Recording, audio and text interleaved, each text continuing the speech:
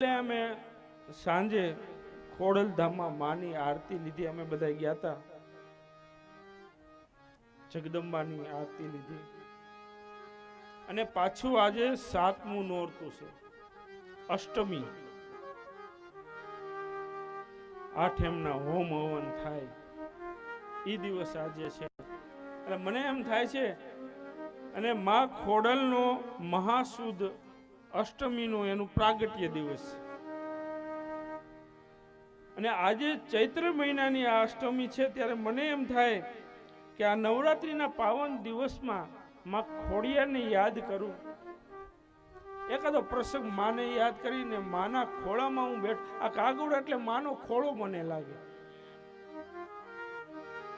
માના ખોળામાં બેસી અને જ્યારે હું આ કથા ગાઈ રહ્યો છે, ત્યારે મારી વાણીને માના ચરણમાં પાવન દિવસોમાં માના પ્રાગટ્યની કથા કહું, માના એકાદા પરચાની કથા કહું, અને પછી જે સમય છે એમાં ભાગવતની કથા આપણે ક્રમ પ્રમાણે લઈશું.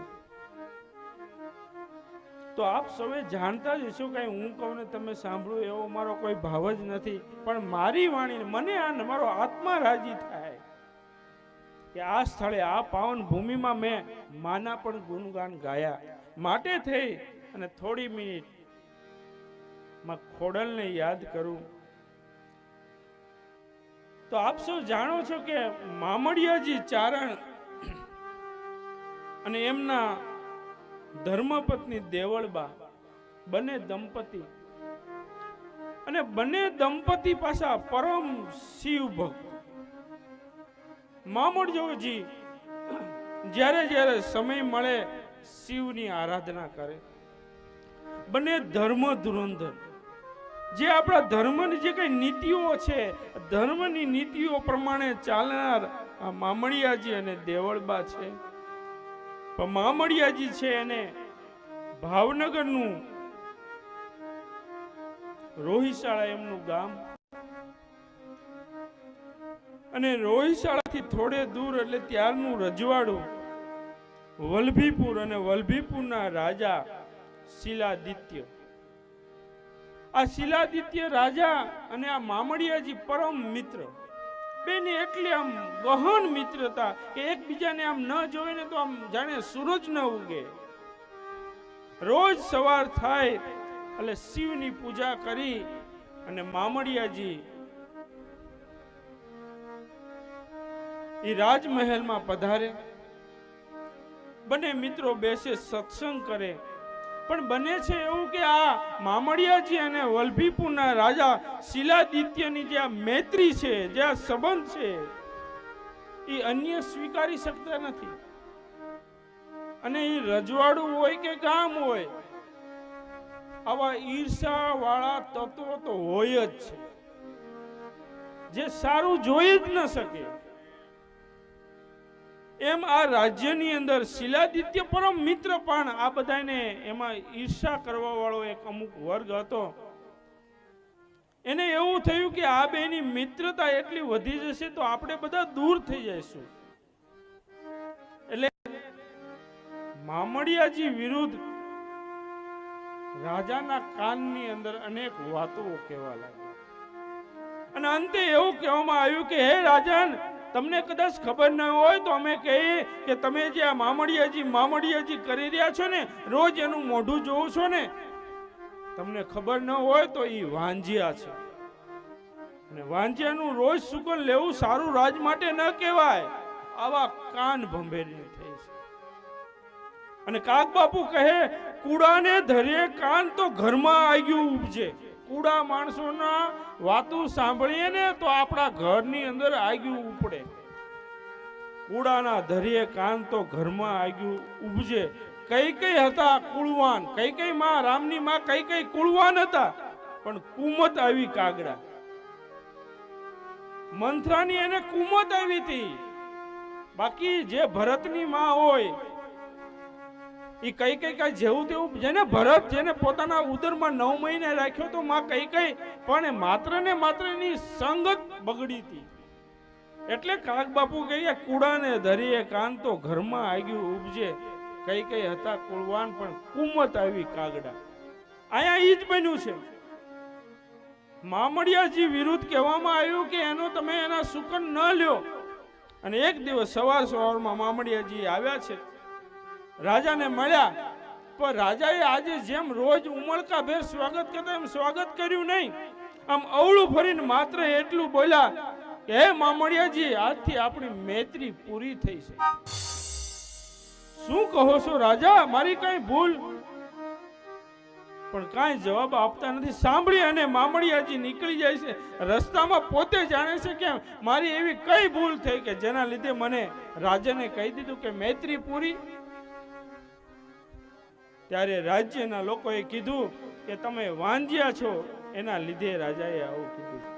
વાંજ્યા છું એમ સાંભળતા મામડિયાજી ધ્રુજી ગયા છે. પોતાની ઘોડી લઈને રોયશાળામાં આવી ઘોડીમાંથી ઉતરીને છટછટ કરતા જાય શિવની આગળ ઉભા રહે છે. પણ દેવળબા આવીને કહે છે કે કેમ ચારણ, કેમ આજે તમારી મુખ મુદ્રા આટલા તમે નિરાશ કેમ લાગો છો?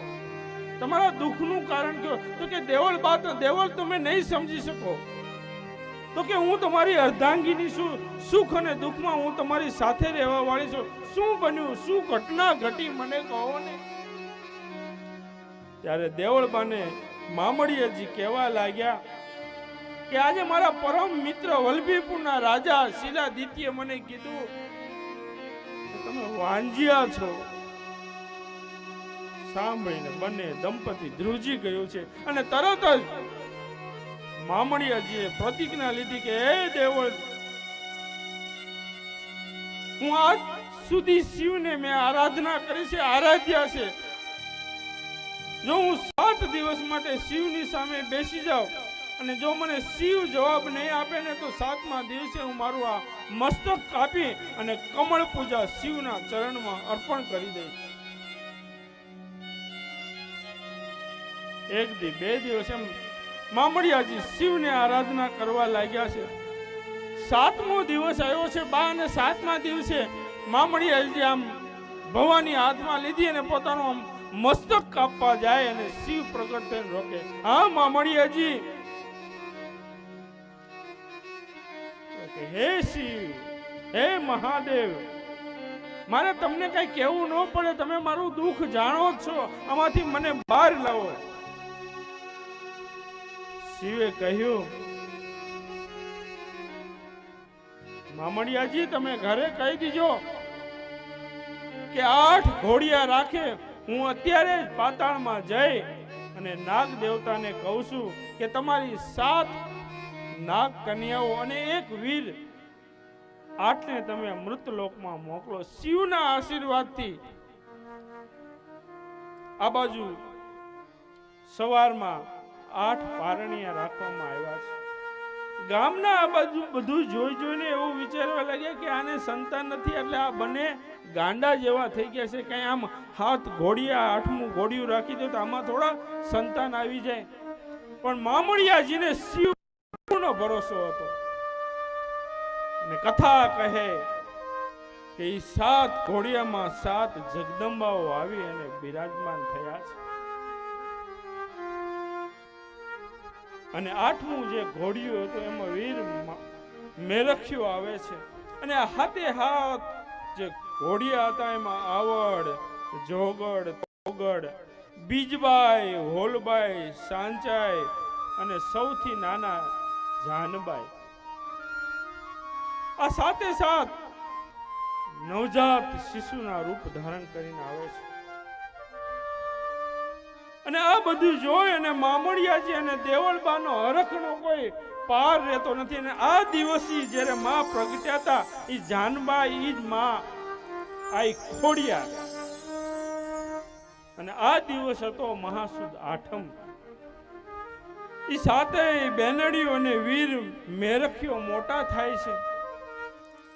ખોડિયારમાં નામ શું કામ પડ્યું એની પણ એક નાનકડી કથા છે કે એક દિવસ ગામના પાદરે 7 બેનડીઓ પોતાના લાડકા ભાઈ મેરખ્યાને રમાડે છે. અને રમતા રમતા એવું બને છે કે એ ભાઈને સર્પદંશ થાય છે. સર્પદંશ થતાની સાથે મોટા બેન આવડ હતા એ તરત પોતાના ભાઈને ખોળામાં લઈ લે છે અને જોવે તો ભાઈને ઝેરની અસર થવા લાગે છે. તો હવે શું કરવું? નાગ કન્યાઓ હતા, જગદંબાઓના અવતાર હતા, એટલે કીધું કે કોઈ એક બેન જઈ અને પાતાળમાં જાઓ, પાતાળમાંથી અમીનો કૂપ લઈને આવો, આપણા ભાઈ મેરખિયાને સજીવન કરવો છે. હવે જાનભાઈ હતા એ સૌથી નાના, અને નાના હોય એને જ કામ ચીંધે ને પેલા, એટલે બધી બહેનો કે એ જાનભાઈ તું જલ્દી જા પાતાળમાં અને અમીનો કૂપ લઈને આવ. અને આ બાજુ એવું હતું કે જો સૂર્યાસ્ત થઈ જાય અને ઈ પેલા અમીનો કૂપ ન આવે તો ભાઈ મૃત્યુ પામે. એટલે માં જાનભાઈ ગયા છે, કૂપ લઈ અને પાછા આવતા વાર લાગે નહીં એટલા માટે એને મગરને પોતાનું વાહન કર્યું. મગર ઉપર માં સવાર થઈ અને ખૂબ ઝડપી પહોંચવા માટે થઈને આવ્યા, પણ જ્યાં કિનારે આવીને હાલવા જાય કે માના પગમાં ઠેચ લાગે, પણ એ બધું આમ પગમાં લાગ્યું છે એ ભૂલી અને આમ આમ આમ હાલ્યા આવે છે ને. મોટા બેન આવડે જોયું અને જોની છે આમ ખોડા ખોડા હાલતા, એટલે કીધું કે એ ખોડલ જલ્દી તું આવને, આ મારો ભાઈ મેરખ્યો. અને એને ખોડી કીધી, ત્યારથી જગદંબાનું નામ આ ખોડલ પડ્યું છે. બોલે ખોડલ માત કી જય. તો આ રીતે માં ખોડિયારનું પ્રાગટ્ય દિવસ અને માં ખોડિયારનો એક પ્રસંગ પણ હારવાર કહી દઉં, એટલે નવરાત્રીમાં મારી પણ વાણીને હું પવિત્ર કરું. માના અનેક પરચાઓ છે,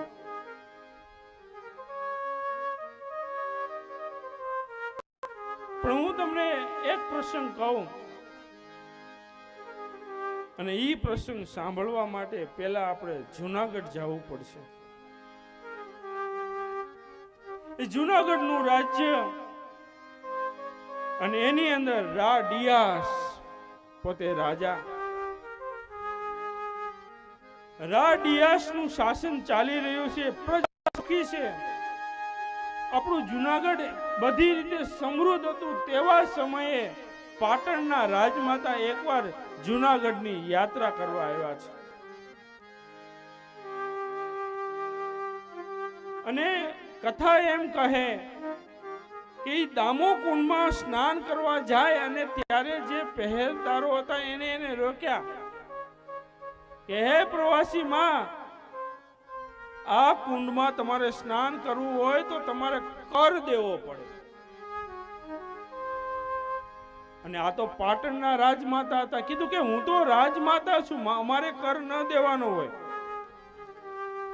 અને ત્યાં થોડું એનું અપમાન થયું, એટલે ત્યાંથી એને યાત્રા રોકીને પરત પાટણ ગયા અને ત્યાં જઈને પોતાના પુત્ર સિદ્ધરાજને કીધું કે આ રીતે જૂનાગઢમાં મારું અપમાન થયું છે. અને પોતાના માનું અપમાન થવાથી સિદ્ધરાજે નક્કી કરી લીધું કે હવે તો હું જૂનાગઢ જીતું તો જ હા, નહીં તો ના. પોતાની સેનાને તૈયાર કરીને જૂનાગઢને ચારે તરફથી ઘેરવામાં આવ્યું.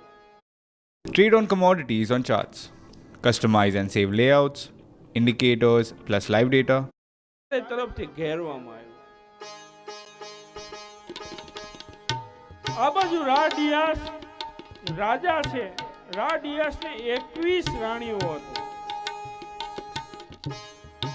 પણ આટલી રાણી હોવા છતાં એને સંતાન સુખ નહોતું. અને માં ખોડિયારના પરચા એવા છે કે માં જેને સંતાન ન હોય અને ખોળો પાથરીને માને આરાધના કરે ને, તો આવા તો ઘણાયને મારી માં ખોડલે ખોળાના કુંજનાર દીધા છે.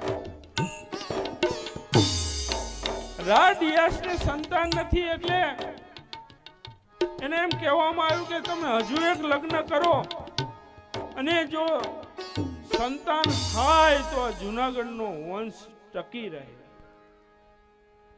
એટલે કહેવામાં આવે છે કે પરમાર વંશના સોમલદે સાથે એમના લગ્ન થાય છે રાડિયાસ. અને એ પરમારના દીકરી સોમલદે જ્યારે એનું વેલડું આવતું હોય અને ગળધરે બરાબર પહોંચે ત્યારે એને રોકાવી અને નીચે ઉતરી અને માં ખોડિયારને પ્રાર્થના કરે છે કે માં, હું આ રાજા સાથે લગ્ન કરવા જાઉં છું, એ રાજા મારા રૂપને જોઈને મને નથી લઈ જતો. માં એને સંતાન જોઈએ છે. હે ખોડલ, તું કૃપા કરજે અને સંતાન થાય એવા માં મને આશીર્વાદ આપજે. આમ માં ખોડિયારની આરાધના કરી અને સોમલદેવ જુનાગઢમાં આવે છે. સમય થતા સોમલદેવને સારા દિવસો જાય છે, પણ બને છે એવું કે અન્ય 21 રાણીઓ હોય એને ઈર્ષા થાય છે કે જો આને સંતાન થશે તો રાજની અંદર અમારું જે મહત્વ છે એ ઘટી જશે. તો શું કરીએ?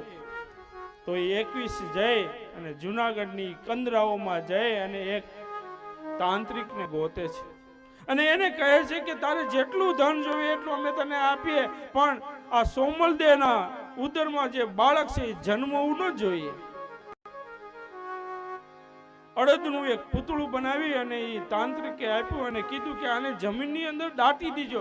જ્યાં સુધી આ ભૂમિની અંદર છે ત્યાં સુધી એ સોમલદેવના ઉદરમાંથી બાળકનો જન્મ નહીં થાય.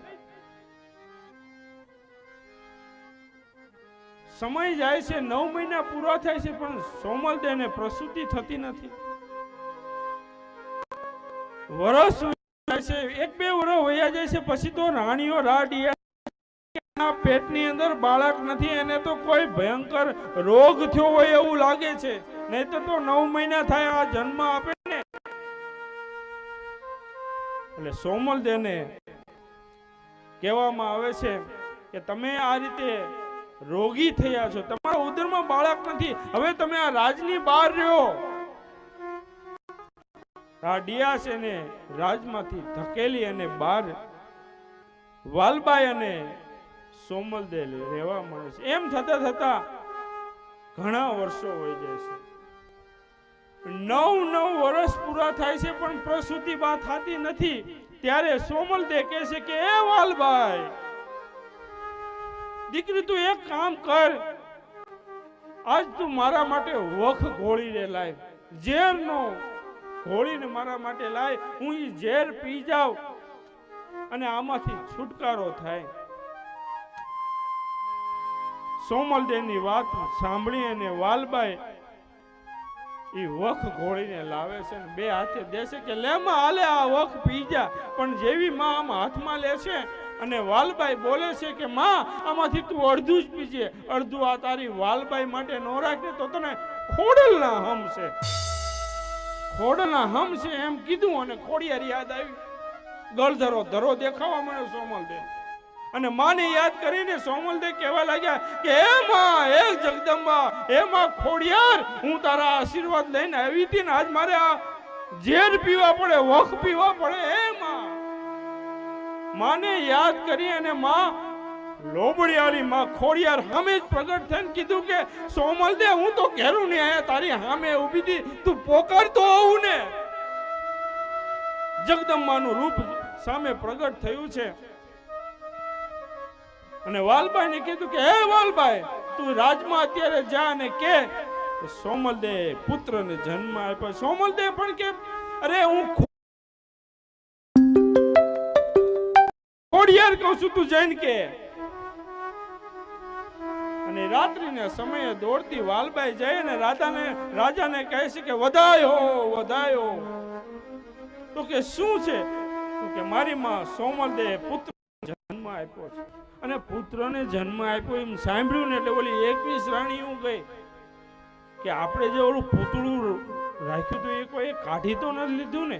એમ જોવા ગઈ અને એને ભૂમિમાંથી એ જે અડદનું પૂતળું બહાર કાઢ્યું, બહાર જેવું કાઢ્યું ને અહીંયા સોમલદેવ નવગણને જન્મ આપ્યો છે. અને માં ત્યારે બીજું કોઈ હાજર નતું, પણ સામે માં ખોડેલ હતી. માએ ભેળિયામાં નવગણને જીતો.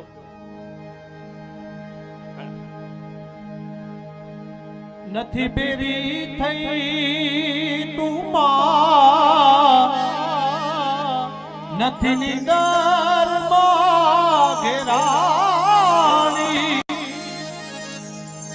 હે નથી અંતર નો મારો અવાજ, મારી ખોડિયાર હાથ કેમ નો ભળે. હરી પ્રગટ થયા છે અને કીધું કે આનું નામ તું આ 9 ચોમાસા ગયા છે ઘણ એટલે ચોમાસું 9 ચોમાસા ગયા એટલે આનું નામ 9 ગણ પાડજે ને તારા દીકરાને કહેજે કે જ્યારે જ્યારે જરૂર પડે ને ત્યારે આ ખોડિયા તારી હારે હજરા હજરો છે. અને કથા કહે કે ત્યારે બરાબર સતા પલટો થાય છે. સોલંકીઓ જુનાગઢને જીતી લે છે. એ નાનકડા ફૂજેવડા બાળકને વાલબાઈ ભીમડાને કહે કે આને તમે લઈ અને બોડીદર મૂકી આવો. એ ભીમડો જઈ અને બોડીદરમાં જે આહિર કુટુંબ હતું એને એ બાળક આપે છે અને પછી કહે છે કે હવે મને એક કટાર આપો તો. અરે પણ કે તારે કટાર હું કરવી છે? તો કે ના ના મને કટાર આપો.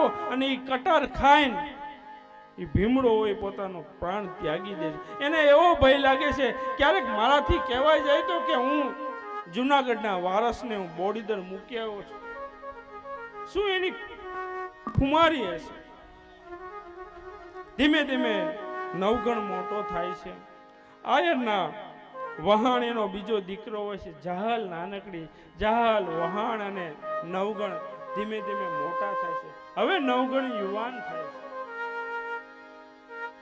એક દિવસ એવું થાય છે કે પછી તો એ પોતાના પિતા સમાન જેનો ઉછેર થયો હતો એને ખેતીમાં મદદ કરે છે. એક દિવસ હળ ચલાવતા હોય અને સોનાનું કડું મળે છે અને ઈ જોયે અને આહિરને એમ થાય છે કે નાના હવે જુનાગઢમાં સત્તા પલટો થવાનો સમય આવી ગયો છે. અનેક આહિરોને આમંત્રણ આપે છે. હથિયારો સાથે બધા આવે છે. દીકરીના લગ્નનું બાનું કરી અને એ બધા આવી અને જુનાગઢની અંદર યુદ્ધ થાય છે. ફરીવાર સત્તા પલટો થાય છે અને હવે નવગણ જુનાગઢનો રાજા બને છે. આ બાજુ જાહલના લગ્ન થાય છે. સાચટિયાજી સાથે એના લગ્ન થાય છે અને જ્યારે લગ્નની અંદર નવગણ જવતલ હોમમાં આવે છે ને ત્યારે જાહલ કહે છે ભાઈ નવગણ આજે મારે કાંઈ જોતું નથી પણ વીરા હું જ્યારે માંગુ ને ત્યારે તું મને આપજે. હા બેન. લગ્ન થાય છે. આ બાજુ જુનાગઢનો ખૂબ નવગણ વિકાસ કરે છે. પણ બને છે એવું કે એક દિવસ દુષ્કાળ પડે છે. આપણા પંથકમાં દુષ્કાળ પડવાથી જાહલ ને એ બધા તો ઘણો માલ રાખતા ગાયો એટલે એને એમ થાય કે આ દુકાળને ગાળવા માટે થઈ અને આપણે આ ગાયોને લઈને આપણે સિંધ પ્રદેશમાં જઈએ. ચોમાસું આવે, મેઘરાજા આવે ને પાછા આવી જશું. એટલે ત્યાં જાય છે અને આ જાહલને જોઈ અને ત્યાંનો હમીર સુમરો હોય એ મોહિત થાય. એ કથા આવે છે અને ત્યારે જાહલ કહે છે કે હે સુમરા મને 6 મહિનાનું મારે વ્રત છે. પછી તું કહીશ એમ હું કરીશ. અને ઈ 6 મહિનામાં સાસટિયાજી જુનાગઢ આવી અને નવગણને આખી વાત કહે છે કે સિંધ પ્રદેશમાં જાહલને આ રીતે કેદ કરવામાં આવી છે.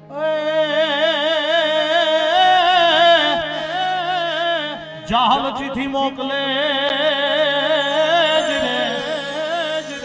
અન તું તો વાંચજે મારા જુનાળાના ધણી નવગણ વીર મને સિંધમાં રોક્યોલા સુમરે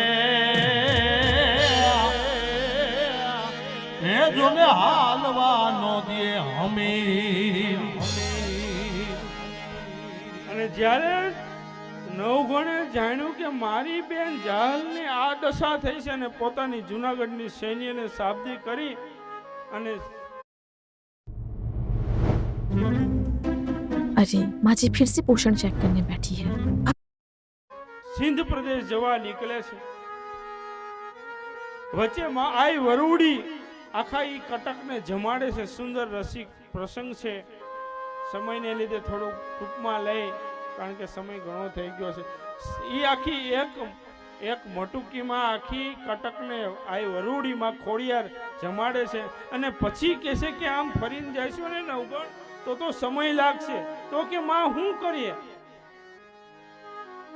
તો કે માં તું રસ્તો બતાવ, શું કરીએ?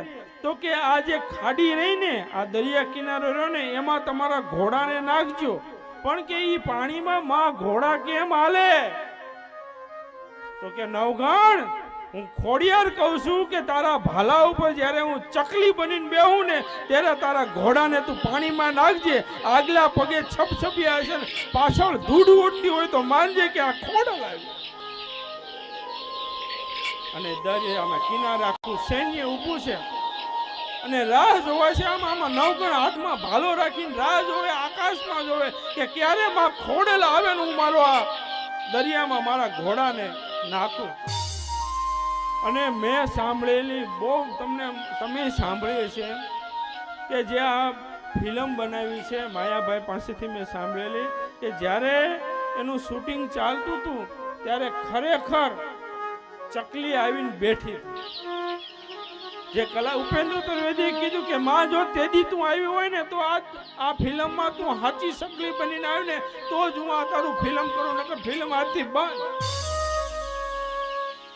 અને ચકલી બનીને તેરે આવ્યા હતા. નવઘણામ રાહ જોવે કે આકાશમાંથી ક્યારે માં ચકલીનું રૂપ લઈને આવે અને મારા ઘોડાને હું પાણીમાં નાખું.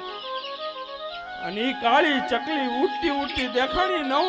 નવઘણની નજર ગયા અને માને મનોમન યાદ કરો, મારી ખોડિયાર આવી રહી છે.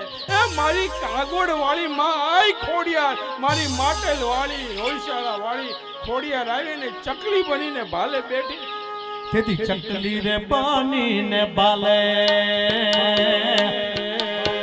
એ માં, ચકલી બનીને બાલે આવતી રે બની નવઘણના ગોળલાને વાળતી રે ખોડલ માતાની ખમકારી. ઓ માં ખોડલ માતા ખમકારી ખોડિયાર. તમને બધાને વિનંતી કરું અને સાહેબને કહું કે તમને આનંદ આવે એવા નવરાત્રિની સંધ્યા થવા આવી છે. 8મા નોરતાની આ સંધ્યા થવા આવી છે. સાહેબ તમને વિનંતી કરું, માં ખોડિયારના કાનુડાના તમને મોજ આવે એવા સરસ મજાના તમને આનંદ આવે એમાં આ બધી મારી માતાઓ બહેનોને આનંદ કરાવો. અને તમને બધાને કહું કે રમવું હોય ફટાફટ આવી જજો. આ તો માના ગરબા ગવાય છે, આવો લાવો વારંવાર નહીં મળે. એ આવી જાવ રમવા. કીધા ઘણા ખરા તે મારા કામ, ઘણા ઘણા કર્યા તે મારા કામ. એ માં, એ માં, એ ખોડિયાર, એ માં, કીધા ઘણા ખરા તે મારા કામ, ઘણા ઘણા કીધા તે મારા કામ. ખોડિયાર કેમ ભૂલું માં. બધાએ પ્રસાદ લઈને જવાનું છે. બધા પ્રસાદ લઈને અહીંથી જવાનું છે. કોઈ પ્રસાદ લીધા વગરનું અહીંથી નીકળશે નહીં. ખાસ સેવા પૂજા મેં તો કાંઈ નથી કીધા માં. દયા કરીને કઈ દાન નો દીધા. અરે સેવા પૂજા મેં તો કાંઈ નથી કીધા માં. દયા કરીને કઈ દાન નો દીધા. નથી પાડી ધર્મ તે મરિયા, નથી પાડી ધર્મ તે મરિયા. ઘણા ઘણા કર્યા તે મારા કામ, ઘણા ઘણા કર્યા તે મારા કામ. ખોડિયાર કેમ ભૂલું. કોઈ રાજપરા જઈને મનાવા મારી મેનું રે ખોડિયાર રમવાને આવે. એ કોઈ રાજપરા જઈને મનાવો મારી બાયુ રે ખોડિયાર રમવા આવે.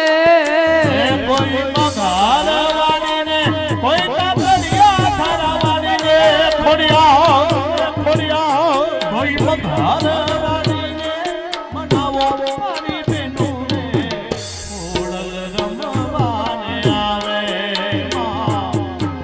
ખોડલ રમવાને આવે આવે આ બાજુ વડીલો તમારે બે ઘૂમરી મારી લેવા આ તો માતાજી ખોડિયાર માનો રાડો છે આ બાજુ વડીલો તમે પણ જય ખોડિયાર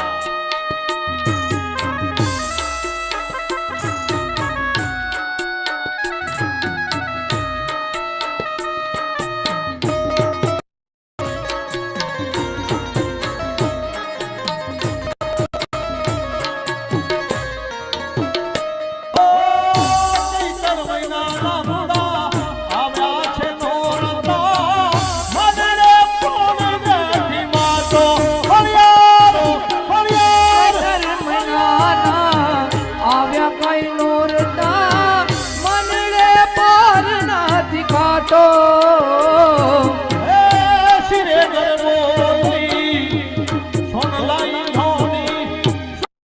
Hello, Moto.